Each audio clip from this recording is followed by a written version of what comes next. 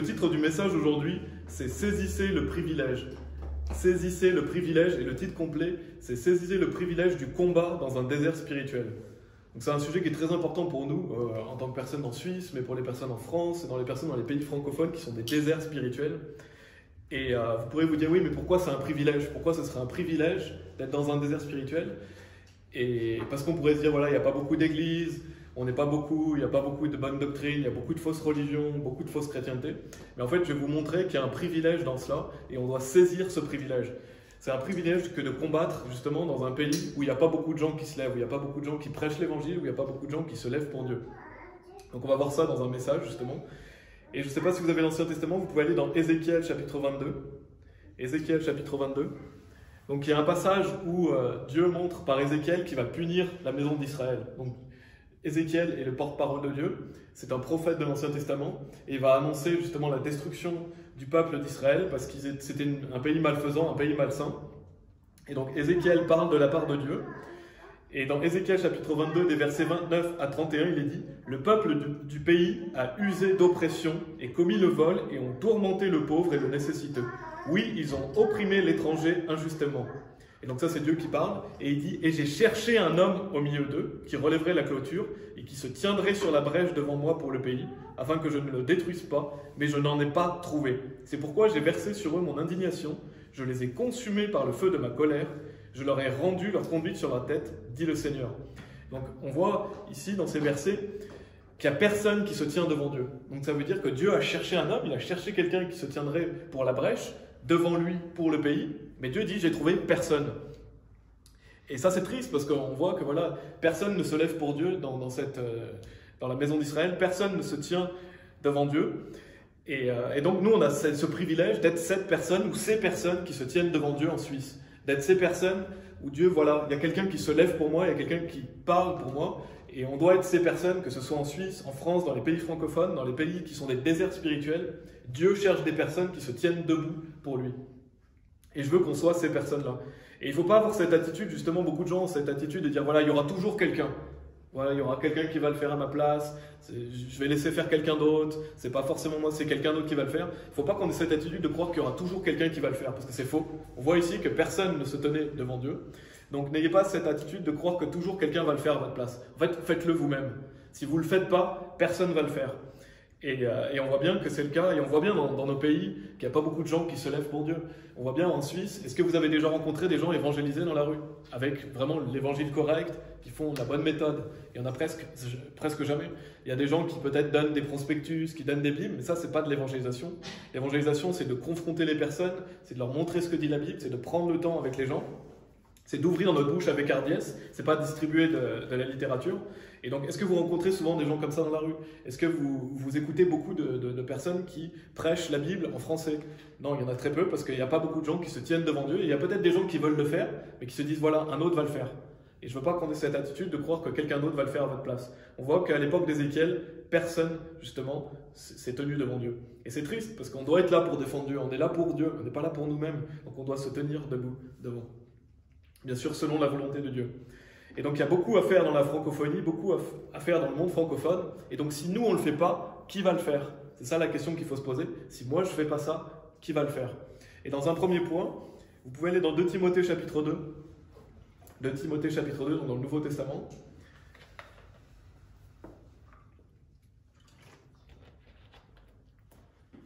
Et donc, le premier point, c'est le vrai combat. Qu'est-ce que le vrai combat? Parce que le vrai combat, il se combat en suivant Jésus-Christ. Donc le vrai combat, c'est le combat de la foi. C'est ce que dit Paul dans 2 Timothée chapitre 4 au verset 7. Il dit « J'ai combattu un bon combat, j'ai achevé ma course, j'ai gardé la foi. » Donc le bon combat, c'est de garder la foi, c'est de combattre le bon combat.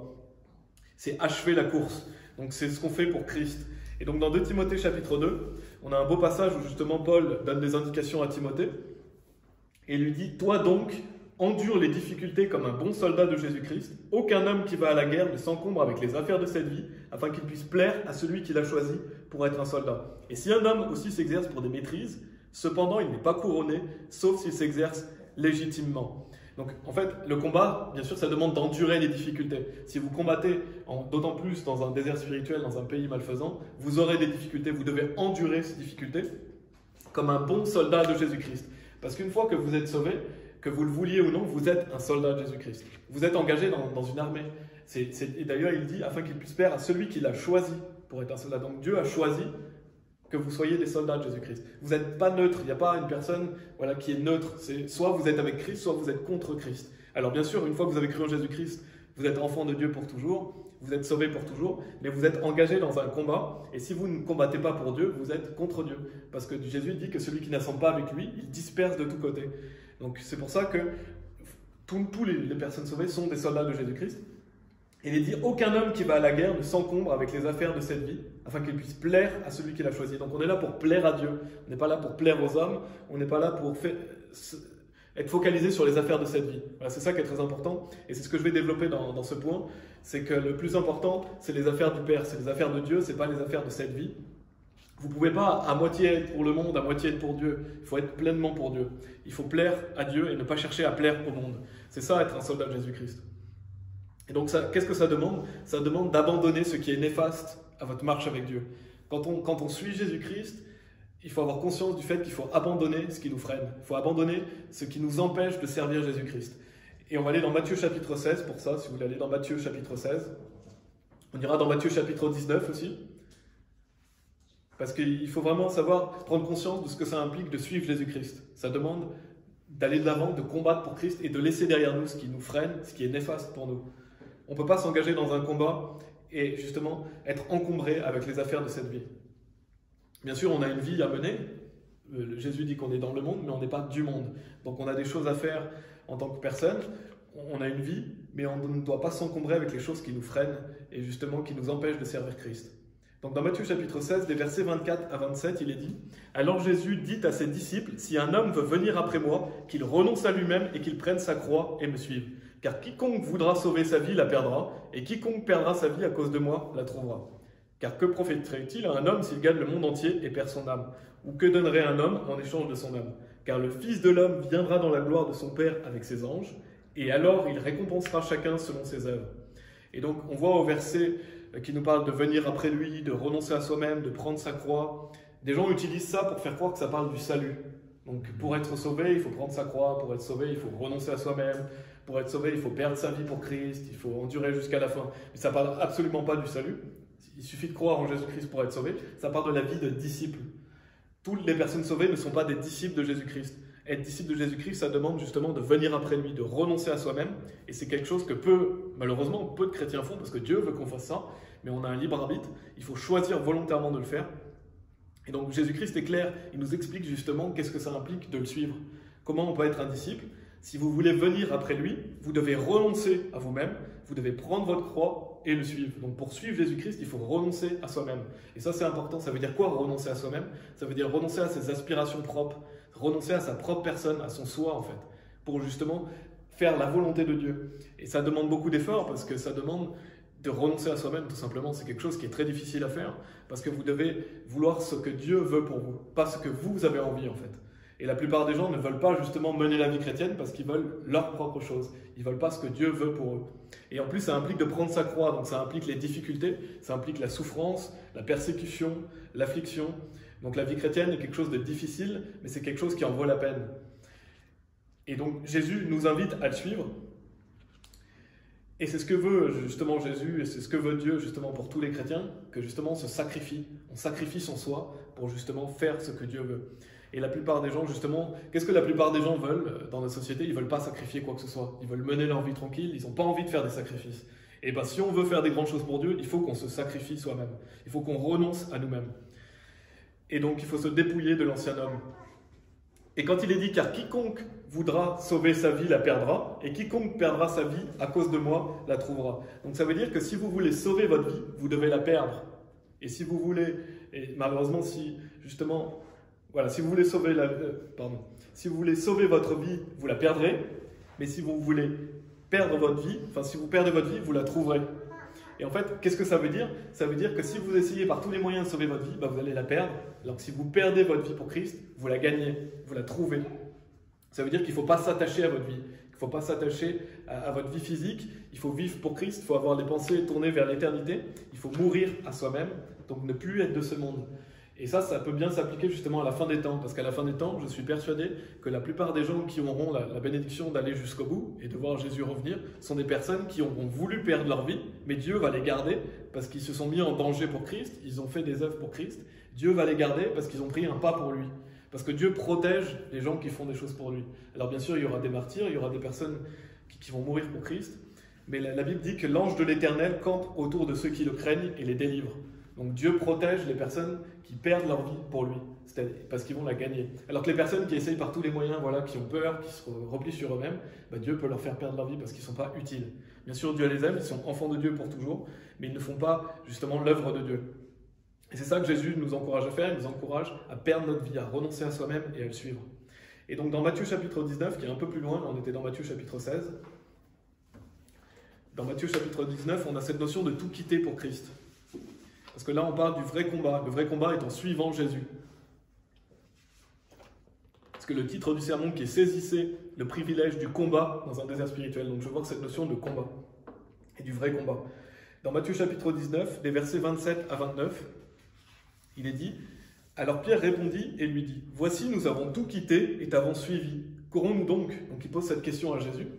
Et Jésus leur dit, « En vérité, je vous dis que vous qui m'avez suivi à la régénération, lorsque le Fils de l'homme sera assis sur le trône de sa gloire, vous aussi serez assis sur 12 trônes, jugeant les 12 tribus d'Israël. Et quiconque aura quitté maison, ou frère, ou sœur, ou père, ou mère, ou femme, ou enfant, ou terre, à cause de mon nom, recevra un centuple et héritera la vie sempiternelle, donc la vie éternelle. » Donc on a cette notion de tout quitter pour Christ. En fait, Pierre demande, et il dit à Jésus, voilà, nous on a tout quitté, quelle est la récompense de cela? Pourquoi on quitte tout en fait, entre guillemets? Et Jésus va lui dire qu'ils vont justement être sur des trônes, donc ils vont régner avec Christ, parce que si vous quittez tout pour Christ et que vous le servez, vous aurez de l'autorité dans son royaume, vous serez bénis, vous aurez justement une position d'autorité. Et il est dit, donc, quiconque aura quitté maison, frère, sœur, père, mère, femme ou enfant ou terre à cause de mon nom, recevra un centuple. Et pour étudier ces versets, on va aller dans Marc chapitre 10. Dans Marc chapitre 10, parce qu'il y a un passage parallèle où Jésus, justement, répond aussi à cette question, et ça apporte des éléments complémentaires à ce passage de Matthieu 19. C'est Marc chapitre 10, des versets 29 à 30, où il est dit « Et Jésus répondit et dit, en vérité, je vous dis, il n'y a aucun homme qui ait quitté maison, ou frère, ou sœur, ou père, ou mère, ou femme, ou enfant, ou terre, à cause de moi et de l'Évangile. » Et donc là, on a cette notion de « mais il recevra au centuple maintenant, en ce temps-ci, maison, et frères, et sœurs, et mères, et enfants, et terre, avec persécution, et dans le monde à venir, la vie éternelle. » Donc qu'est-ce que ça veut dire concrètement qu'on reçoit au centuple, et qu'on a maison, terre, famille, parce que c'est toute la famille que vous avez en Christ. Toutes les personnes que vous gagnez parce que vous servez Christ. Parce que Dieu vous donne des frères, il vous donne des sœurs, il vous donne des personnes qui sont votre vraie famille, la famille en Christ. Et donc c'est pour ça, si vous quittez des personnes qui vous sont néfastes dans votre famille, eh bien Dieu vous donne d'autres personnes, des personnes qui vous aiment vraiment, des personnes qui partagent la même croyance que vous. C'est pour ça qu'il dit qu'il vous donne, en plus il dit au centuple. Donc c'est une promesse de Dieu que si vous quittez des personnes qui sont néfastes, Dieu vous en donnera d'autres. Et il vous dit qu'il vous donnera aussi des maisons, des terres, parce que je pense que ça veut dire que peut-être que vous n'avez qu'une seule maison, mais les frères et sœurs peuvent vous loger, ils peuvent vous faire venir chez eux, ils vous bénissent. Et c'est ce que Dieu dit. Si vous quittez votre maison, Dieu vous donnera d'autres personnes qui justement seront des bénédictions pour vous. On doit être des bénédictions pour les autres et pour les frères et sœurs et prendre soin des autres. Et donc ça, c'est les bénédictions qu'on a dans cette vie. Si on quitte des personnes qui sont néfastes pour Christ, Dieu va nous bénir. Et bien sûr, cette vie est importante, mais ce qui est encore plus important, c'est ce qu'on aura après, parce que après, c'est ce qui est éternel. Et pour terminer justement ça, ce que je veux dire, c'est que Jésus ne nous dit pas de quitter notre famille, il ne nous dit pas d'être lâche, d'abandonner notre famille, il ne dit pas ça. Il ne dit pas de ne pas prendre soin des siens. On doit prendre soin des siens, mais il dit qu'on doit quitter les personnes qui sont néfastes, les personnes qui nous empêchent de vivre pour Christ, et les choses qui nous prennent toute notre énergie, les choses qui nous prennent justement l'énergie qu'on pourrait donner pour Christ en fait, parce que c'est ça qui est le plus important. Et bien sûr, la vie chrétienne va entraîner des persécutions, c'est pour ça qu'il dit avec persécution.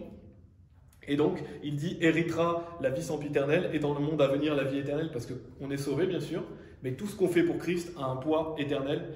Donc, Jésus nous dit de faire des trésors dans les cieux, on va y revenir dans le troisième point, mais c'est cette notion de on aura des récompenses. Si on quitte des choses pour Christ, pour œuvrer pour lui, Dieu nous récompensera justement dans l'éternité. Et donc, pour conclure ce premier point, qui est sur le combat, on va aller dans l'Ancien Testament. Dans 2 Chroniques chapitre 35, on a l'histoire de Josias. Donc Josias était un homme de Dieu qui a fait vraiment des grandes choses, on peut lire son histoire, il a fait beaucoup de choses pour Dieu. C'était quelqu'un qui était sauvé, quelqu'un qui a fait beaucoup de choses pour Dieu. Malheureusement, il va mal finir sa vie. Et pourquoi il va mal finir sa vie? Parce qu'il va s'engager dans un mauvais combat. Et c'est ça que je veux souligner, c'est qu'il y a des mauvais combats. Il y a le vrai combat, qui est le combat de la foi, mais il y a des mauvais combats qui peuvent vous mener à votre perte. Et c'est ce que le diable veut. Le diable veut vous éloigner du vrai combat, et veut vous amener dans des faux combats. Des combats qui vont prendre justement toute votre énergie, toute votre attention, et qui vous éloignent de la vie chrétienne. Et donc c'est dans 2 Chroniques chapitre 35, des versets 20 à 24, où on voit justement la fin de vie de Josias, où il est dit « Après tout cela, quand Josia eut réparé le temple, Nécho, roi d'Égypte, monta pour se battre contre Carchemish, près de l'Euphrate, et Josia sortit vers lui. Mais il lui envoya des ambassadeurs, disant « Qu'ai-je à faire avec toi, toi, roi du Juda? Je ne suis pas venu contre toi aujourd'hui, mais contre la maison avec laquelle je suis en guerre, car Dieu m'a commandé de me hâter. Désiste-toi d'intervenir contre Dieu, qui est avec moi, afin qu'il ne te détruise pas. » Néanmoins, Josia ne voulut pas se détourner de lui, mais se déguisa pour qu'il puisse se battre contre lui. Et il n'écouta pas les paroles de Nécho, qui venaient de la parole de Dieu, et il vint se battre dans la plaine de Megiddo. Et les archers tirèrent sur le roi Josia, et le roi dit à ses serviteurs « Emportez-moi, car je suis fort blessé. » Et ses serviteurs l'ôtèrent du chariot, et le mirent sur un second chariot qu'il avait, et le menèrent à Jérusalem, et il mourut, et fut enterré dans un des sépulcres de ses pères, et tous ceux de Juda et de Jérusalem menèrent deuil sur Josias. Donc on voit la fin de vie tragique de Josias, qui s'est mêlé d'un combat qu'il ne le regardait pas. Et pourtant Dieu l'avait averti, parce qu'il est dit que, justement, Nécho dit, voilà, il a envoyé des ambassadeurs, qui lui disent, voilà, désiste-toi d'intervenir contre Dieu qui est avec moi, afin qu'il ne te détruise pas. Donc c'est possible. Je ne sais pas si Dieu lui avait dit quelque chose, on ne sait pas vraiment. Tout ce qui est sûr, c'est qu'il lui a dit de ne pas venir. Josia, il en a fait qu'à sa tête, il s'est déguisé, et il est venu au combat, et il est mort. Et donc, il s'est engagé dans un combat qu'il ne le regardait pas. Et qu'est-ce que ça lui a coûté? La vie. Et sachez une chose, c'est que le diable, il veut que vous engagez dans des combats, peut-être des fois des combats qui vous regardent, mais des combats qui vont vous détruire. Et justement, il faut faire attention à ça, ces combats qui vont vous mener à votre perte. Et Josia, bien sûr, était quelqu'un d'obstiné et orgueilleux, parce qu'il s'est engagé dans quelque chose dans lequel il n'aurait pas dû aller. Et c'est intéressant de souligner qu'il est mort tué par des archers. Ça veut dire qu'il a reçu des flèches.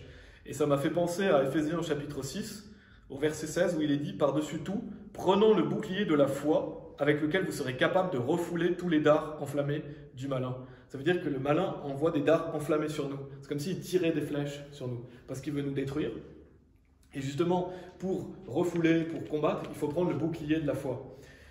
Et donc Josias, qui a été tué par des flèches, comme le diable peut envoyer des dards enflammés sur les enfants de Dieu, et ben Josias s'est engagé dans un mauvais combat. C'était pas un combat qui était pour la foi. Donc en fait, il avait baissé le bouclier de la foi, il s'est engagé dans quelque chose dans lequel il ne devrait pas aller, et il s'est fait tirer dessus. De même, nous, quand on ne prend pas le bouclier de la foi et qu'on s'engage dans des faux combats, le diable vient pour nous détruire et vient pour nous envoyer des dards enflammés. Donc c'est pour ça qu'il faut faire très attention, c'est dans le combat de la foi qu'on doit combattre, dans ce qui permet d'avancer le royaume de Dieu, pas dans ce qui est justement quelque chose qui est contre Dieu, ou quelque chose dans lequel le diable veut prendre toute votre énergie. Il veut vous détourner du vrai combat, il veut vous faire chuter. Et ça c'est très important parce que la vie chrétienne est un combat. Et donc ça c'est le premier point. Maintenant le deuxième point, c'est que si vous ne le faites pas, si vous ne vous engagez pas dans un combat spirituel ici, dans nos pays, qui va le faire? C'est important de vous demander, si je ne vais pas combattre pour la Suisse, par exemple, si je ne vais pas combattre pour la France, qui c'est qui va le faire? Et la réponse, c'est bien souvent personne. On voit dans Ézéchiel que personne se tenait devant Dieu. Donc c'est à nous, justement, de se tenir pour le pays, devant Dieu. Et on va aller dans l'Ancien Testament pour parler de David et Goliath, dans 1 Samuel chapitre 17. Simplement, je vais lire un verset. Donc, c'est le passage de David et Goliath, bien sûr, cette célèbre histoire de l'Ancien Testament où David va défaire Goliath. Et donc dans 1 Samuel chapitre 17 au verset 26, il est dit « Et David parla aux hommes qui étaient avec lui, disant « Que fera-t-on à l'homme qui aura tué ce Philistin ?» Donc David demande « Qu'est-ce qu'on va faire à cet homme qui aura tué ce Philistin ?» Donc ce Philistin c'est Goliath. Et qui aura ôté l'outrage de dessus Israël. Car qui est ce Philistin incirconcis pour qu'il lance un défi aux armées du Dieu vivant? Et je trouve que c'est vraiment un verset magnifique qu'on doit garder à l'esprit. Parce que David, en voyant cet homme qui outrageait Dieu, disait, mais qui est cet homme, justement, pour insulter les armées du Dieu vivant? Et on a tous des Goliaths dans notre vie. on peut donner justement une application spirituelle. Bien sûr, là c'était un combat physique, David allait combattre physiquement. Nous on n'est pas dans un combat physique, on est dans un combat spirituel. Mais le Goliath, ça peut être le pays dans lequel on est. On pourrait voir la Suisse ou les pays malsains et malfaisants dans lesquels on est comme des Goliaths, parce que c'est quelque chose qui peut faire peur, c'est quelque chose qui est impressionnant. C'est quelque chose où on se dit, voilà, j'arriverai pas à combattre. Mais déjà, il faut savoir que c'est Dieu qui va combattre pour vous, comme il a donné la victoire à David. Et en plus, on doit s'engager justement dans ce combat contre les Goliaths. Et le Goliath des pays francophones où il n'y a personne qui se lève. Parce que là, si David n'était pas intervenu, qui l'aurait fait?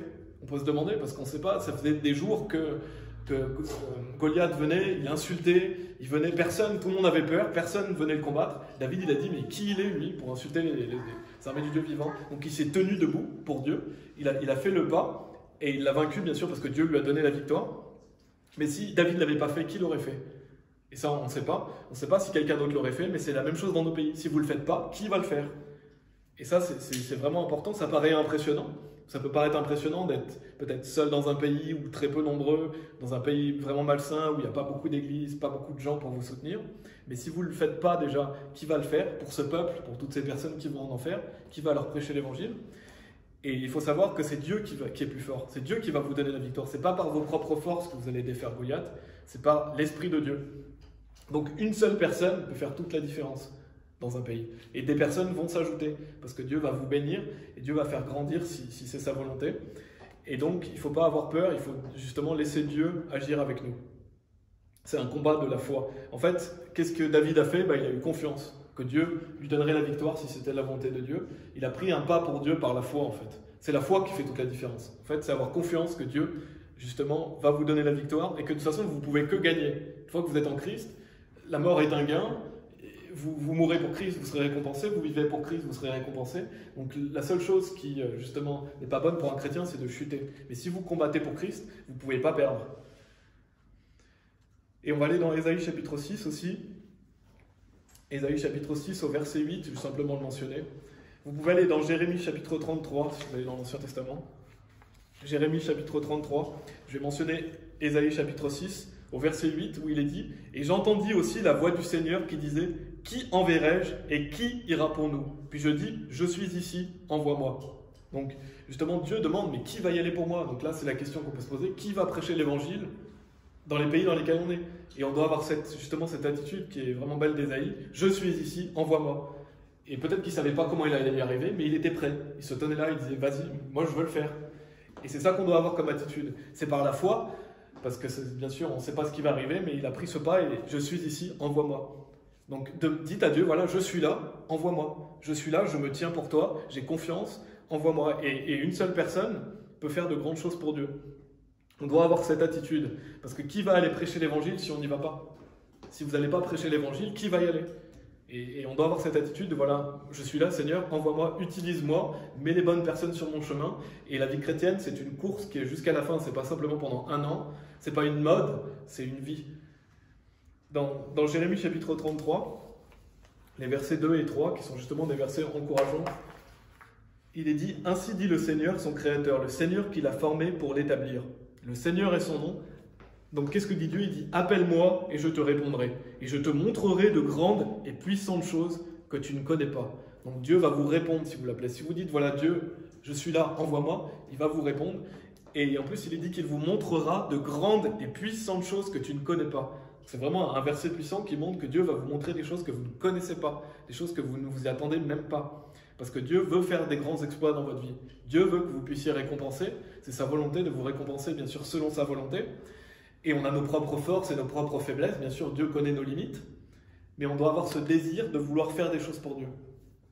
Et justement, ce privilège qu'on a, nous, dans notre pays, ou dans d'autres pays, c'est qu'on peut faire de grandes choses pour Dieu. Parce qu'il n'y a pas beaucoup de gens qui se lèvent pour Dieu. Et ça, c'est un privilège.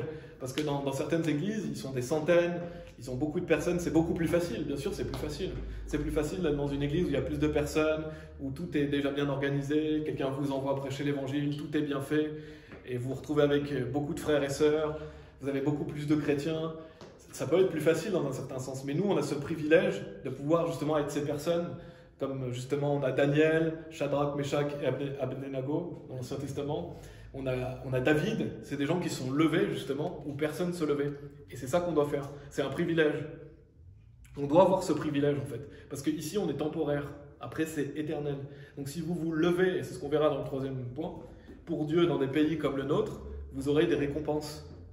Et les récompenses seront d'autant plus grandes que vous avez eu des difficultés, que vous avez justement souffert pour Christ.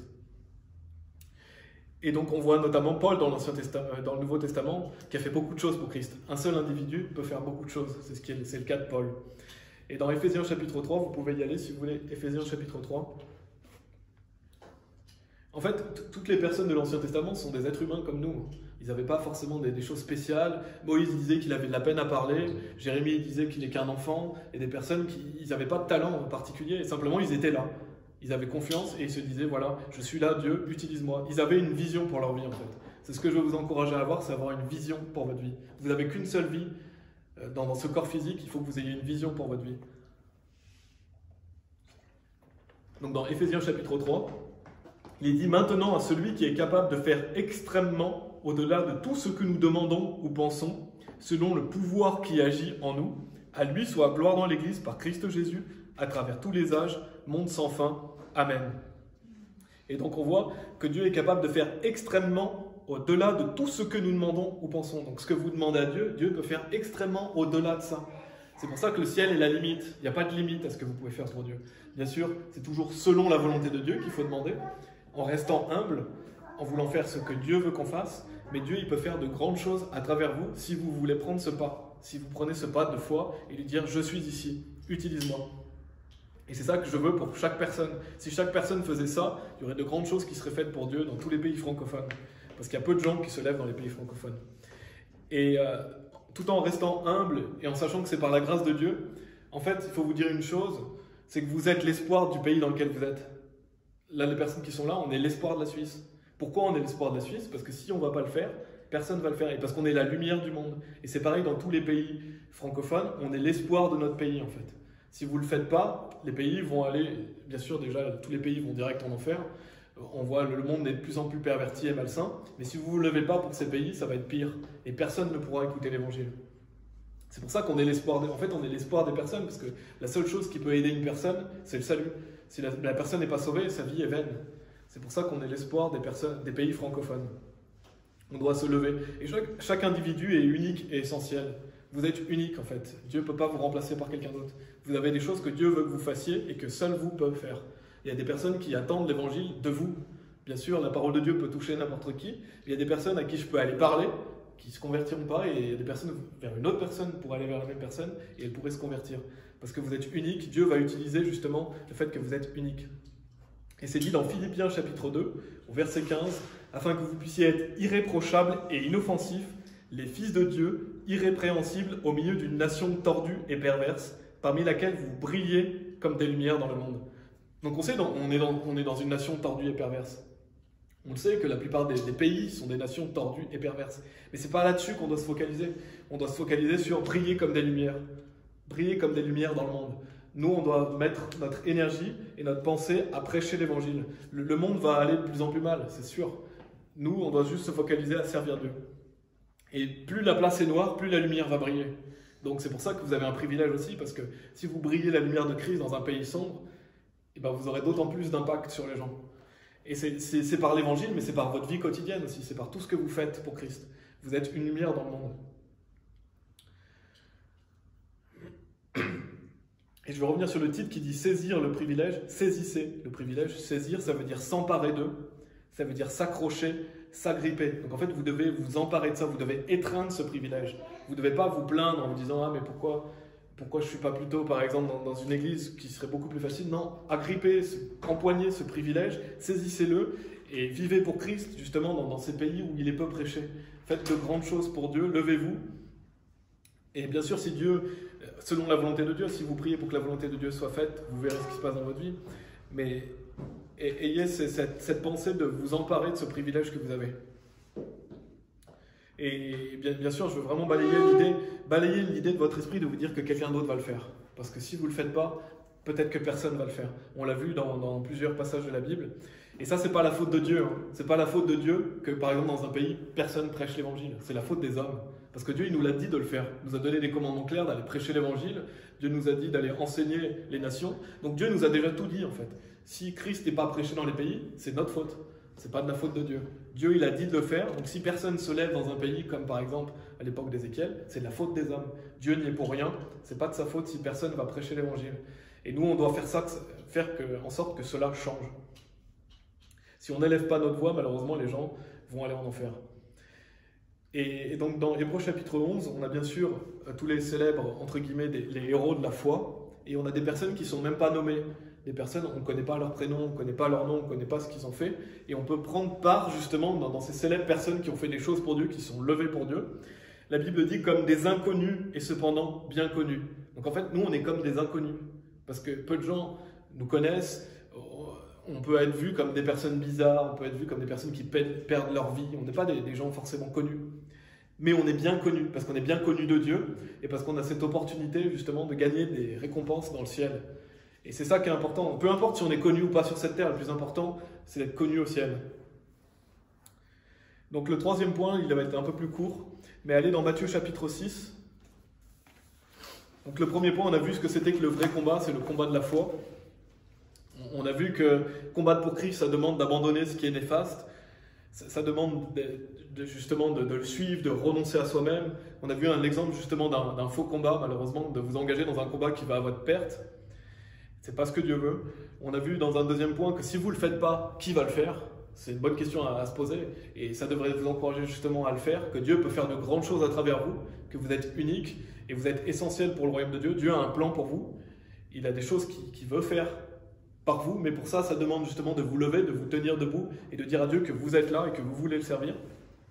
Et le troisième point, c'est le fait de se faire des trésors dans les cieux. Parce que si on saisit ce privilège qu'on a justement de combattre dans un désert spirituel, nos récompenses dans les cieux seront grandes. Et c'est ce qui est le plus important. Est-ce que c'est important de s'amasser des choses sur terre? Ça va tout disparaître un jour. Ce qui est important, c'est de vous amasser des trésors dans les cieux. Et c'est ce qui est dit dans Matthieu chapitre 6. Si vous allez dans Matthieu chapitre 6, parce que Dieu va nous récompenser selon nos œuvres. Dieu est le juste juge, c'est-à-dire qu'il voit tout ce qu'on vit, il voit tout ce qu'on traverse, il voit les choses qu'on fait pour lui. Donc Dieu étant le juste juge, il nous récompensera justement selon ce que l'on a enduré pour lui, ce que l'on a fait pour lui. Et on a cette opportunité justement, nous, dans ces pays, d'être grandement récompensés par Dieu. Donc c'est dit dans Matthieu chapitre 6, des versets 19 à 21, c'est Jésus lui-même qui le dit. Il nous dit « Ne vous amassez pas des trésors sur la terre où les mythes et la rouille détériorent et où les voleurs enfoncent et volent, mais amassez-vous des trésors au ciel où ni les mythes ni la rouille ne détériorent et où les voleurs ne fracturent ni ne volent, car là où est votre trésor, là aussi sera votre cœur. » Et donc on voit que Dieu nous dit de nous amasser des trésors dans le ciel. Donc c'est très bien d'avoir cette volonté d'avoir des trésors au ciel. C'est très bien de vouloir être récompensé par Dieu. Bien sûr, toujours encore une fois, c'est selon la volonté de Dieu, mais c'est ce qu'on doit désirer. On doit désirer amasser des trésors dans le ciel, pas sur cette terre, parce qu'ici c'est temporaire. Et il dit, car là où est votre trésor, là aussi sera votre cœur. Ça veut dire que votre cœur suit le trésor. Si votre trésor est au ciel, votre cœur va suivre ça. Si votre trésor est sur la terre, votre cœur va suivre ça. Donc en fait, là où vous placez votre trésor, votre cœur, il va suivre. Parce que c'est le cœur qui suit le trésor. Donc si pour vous, votre trésor est dans le ciel, votre cœur va justement être rempli des choses célestes. Vous aurez envie de faire des choses pour Dieu. Et des choses qui ont un poids éternel. C'est pour ça que c'est très important de ne pas être dans la convoitise, de ne pas désirer amasser des choses ici, mais de les amasser dans le ciel. Et comme j'ai dit, on est dans un désert spirituel où on n'est pas beaucoup, il n'y a pas beaucoup d'églises, il y a beaucoup de fausses religions, beaucoup de perversions. Mais dans ça, on a justement ce privilège de gagner des récompenses. Et qu'est-ce qui est le plus important pour vous? Est-ce que c'est le plus important d'amasser ici, d'avoir un bateau, un camping-car, d'avoir plusieurs maisons? Est-ce que c'est ça le plus important ou est-ce que le plus important pour vous, c'est d'avoir des récompenses éternelles? Et c'est la question qu'il faut se poser. Où est-ce que justement, où est votre trésor en fait? Parce que là aussi sera votre cœur. Dieu est le juste juge et il voit tout ce qu'on peut faire. Et bien sûr, c'est important d'avoir des choses dans cette vie, mais ce n'est pas ici qu'on doit amasser des trésors. Et pour terminer, on va aller dans Hébreux chapitre 11. N'oubliez pas que vous n'avez qu'une seule vie pour vous faire des trésors dans le ciel. Une fois que vous êtes mort, vous êtes au paradis, c'est terminé. Vous n'avez plus cette chance d'amasser des trésors dans le ciel. Cette opportunité, il y a plusieurs choses que vous ne pourrez plus faire. Dans Hébreux chapitre 11, donc pour terminer, on va aller dans Hébreux chapitre 11. Et on va voir ce que Moïse a fait, justement pour souligner ce fait de faire des trésors dans les cieux et de s'amasser des récompenses éternelles. Dans Hébreux chapitre 11 et versets 24 à 27, il est dit « Par la foi, Moïse, lorsqu'il fut plus âgé, refusa d'être appelé le fils de la fille de Pharaon, choisissant plutôt de souffrir à l'affliction avec le peuple de Dieu que de jouir des plaisirs du péché pour une saison. Estimant l'outrage de Christ comme une plus grande richesse que les trésors de l'Égypte, car il avait égard à la rétribution de la récompense.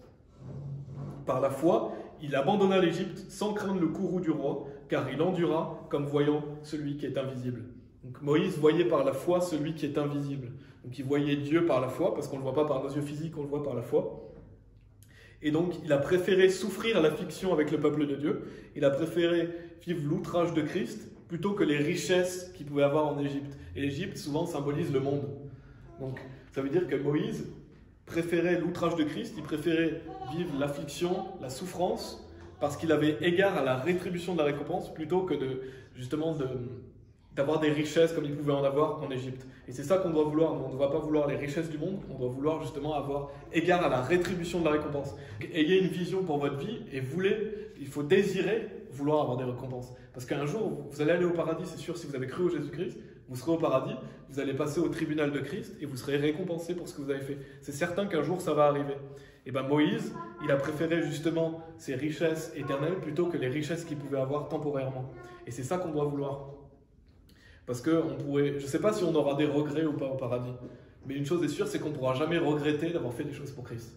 Parce que quand vous verrez la beauté des récompenses éternelles et la joie que vous allez avoir d'avoir des récompenses au ciel, ce n'est pas comparable avec ce qu'on a maintenant. Et ça, on peut le voir que par la foi. Des fois, on est découragé, mais si vous voyez toujours par la foi ce qui vous attend, alors ça encourage et ça donne envie de continuer. Et donc, c'est justement ce qu'a fait Moïse. Et il a préféré lâcher le luxe, les richesses de l'Égypte et aller vivre l'affliction pour justement Christ, souffrir l'affliction avec le peuple de Dieu, parce qu'il savait ce qu'il attendait en fait, il l'a vu par la foi. C'est pareil pour nous, on ne verra pas physiquement, mais c'est par la foi qu'on peut voir ces choses.